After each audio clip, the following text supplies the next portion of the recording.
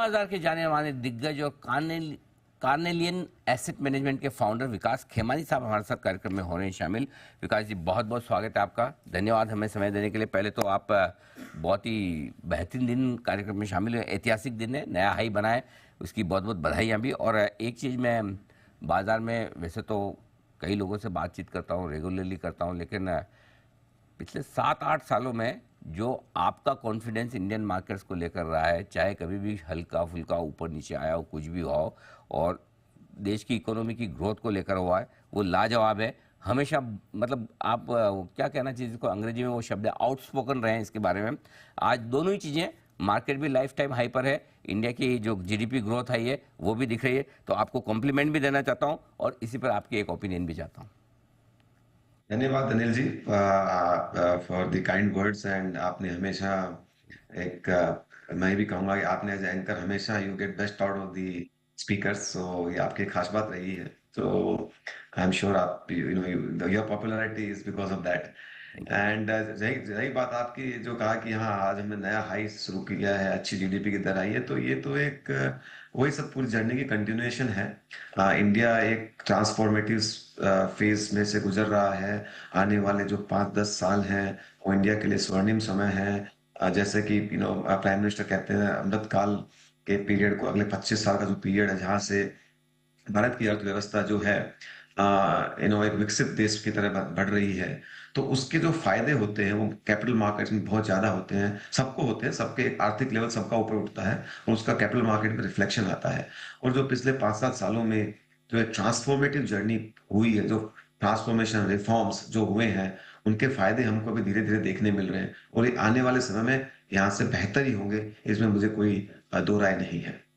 बिल्कुल। तो ये वो एक बड़ी जर्नी का कह सकते हैं, पड़ाव तो नहीं कह सकते हैं, उसी का एक सफ़र है जिसमें आप देख रहे हैं कि मजबूत ग्रोथ और मजबूत बाजार नज़र आ रहे हैं। लेकिन लॉन्ग टर्म में तो जाहिर सी बात है आपको अभी भी बड़ी तेज़ी नज़र आती है, लेकिन शॉर्ट टर्म में कई सारी चीज़ें होती हैं जिन पर फोकस रहता है। आप तो राजनीति को भी बड़ी बारीकी से देखते हैं, परखते हैं और उस पर नज़र भी रखते हैं। वैसे तो चुनाव के नतीजे रविवार को आएंगे, लेकिन आज जो एग्जिट पोल के नतीजों से आपको क्या बाजार के लिए संकेत मिल रहे हैं? बाजार आज नया हाई मारा है और एग्जिट पोल के बाद मारा है, तो इसका मतलब ये है कि जो भी नतीजे आने वाले हैं मोरलेस मार्केट्स को उससे कुछ फर्क नहीं पड़ेगा। अगर आप एक स्टेट आता है तो वो आई थिंक एक्सपेक्टेड ही है, दो आता है तो पॉजिटिव है। और तो मुझे नहीं लगता है कि स्टेट इलेक्शंस का ज्यादा सेंट्रल इलेक्शंस पे बहुत ज्यादा फर्क नहीं पड़ता है। एटलीस्ट हमने पिछले कई बार देखा है।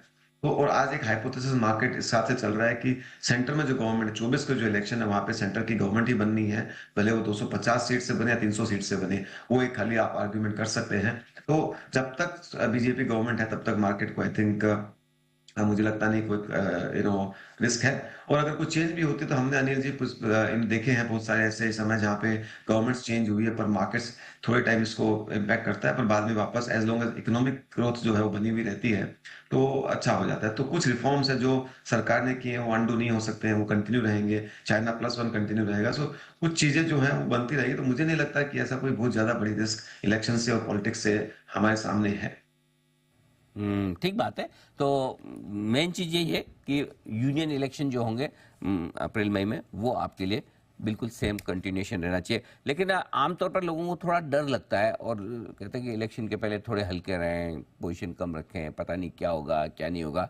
आपकी स्टडी क्या कहती है, क्या इन्वेस्टेड रहना चाहिए या इंतज़ार करना चाहिए, कैसे देखते हैं आप?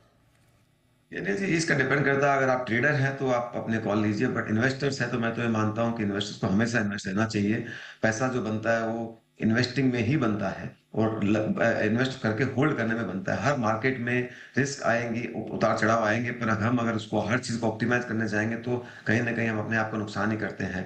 हर मतलब पिछले आप 10-15-20 साल का आप देखेंगे तो आज 20 साल के पीरियड में 2002 से लेकर 3 से लेकर 23 में निफ्टी ने 17-18% की सीएजीआर दी है। बस इस पीरियड में UPA 1 UPA 2 global financial crisis, 3G scam, coal scam, GST, demonetisation, Ukraine war, pandemic, आप देखें तो कितने सारी उतार चढ़ाव आई है, राइट। पर अगर जो आदमी उतार चढ़ाव को एंटिसिपेट करके बेच के निकल जाएगा वो शायद वापस में मार्केट में नहीं आ पाएगा। तो इंडिया की जो ट्रांसफॉर्मेटिव ग्रोथ चल रही है उसके अंदर ये छोटी मोटी जो इवेंट्स है उसके ऊपर ऑप्टिमाइज नहीं करके आप इन्वेस्ट करते रहेंगे तो ही आप अपनी कैपिटल को स्ट्रक्चर बेसिस पे कंपाउंड कर पाएंगे। अगर आप ट्रेडर हैं तो उसके लिए मेरे पास कोई ज्यादा एडवाइस नहीं है, क्योंकि वो आप अपने हिसाब से करें, बट इन्वेस्टर हैं तो आप इन्वेस्टेड रहें। बिल्कुल ठीक बात है। तो इन्वेस्टर हैं तो इन्वेस्टेड रहें, चिंता की बात है नहीं। ये बाजार लंबे और बड़े पैसे बनाने का है। कहाँ इन्वेस्ट करना है, क्या खरीदना चाहिए इस बाजार में, आपको क्या पसंद है? बिल्कुल, आई थिंक एक इंडिया ऐसे दौर से गुजरा जहाँ पे एक बहुत ही डाइवर्सिफाइड ग्रोथ फेज नजर आ रहा है। आज हम देखेंगे तो बैंकिंग फाइनेंशियल सर्विसेज बहुत अच्छे से कर रहा है, और मुझे लगता है आने वाले कुछ सालों में वो बहुत अच्छा रिटर्न देगा। With in that PSU bank बहुत अच्छा, उससे भी ज्यादा रिटर्न देंगे, तो वो एक सेगमेंट मुझे बहुत अच्छा लगता है। मैन्युफैक्चरिंग एज ए थीम, 10 साल का थीम है। जो आईटी मिड 90s में था, वो आज हम वहां पे हैं, तो एक बहुत बड़ा अपॉर्चुनिटी वहां पे भी है। तीसरी बात जो आप देखेंगे तो हमारा जो इंफ्रास्ट्रक्चर इन्वेस्टमेंट हो रहा है बहुत बड़े पैमाने पे, उसके लिए अराउंड काफी अपॉर्चुनिटीज नजर आ रही हैं। फार्मा सेक्टर बहुत समय बाद बाहर निकला है, और मुझे लगता है उस सेगमेंट में एक नई ऊंचाइयों के आसार बन रहे हैं। अगले 4-5 साल से के लिए सेक्टर अच्छा कर सकता है। यूएस मार्केट्स में दवाइयों की शॉर्टेज की वजह से वहां पे एनवायरनमेंट बेटर हो रहा है।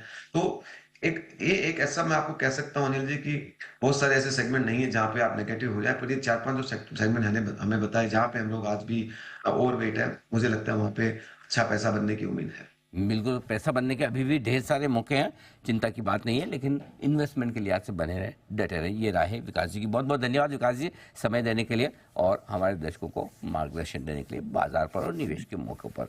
आइए बढ़ते आगे।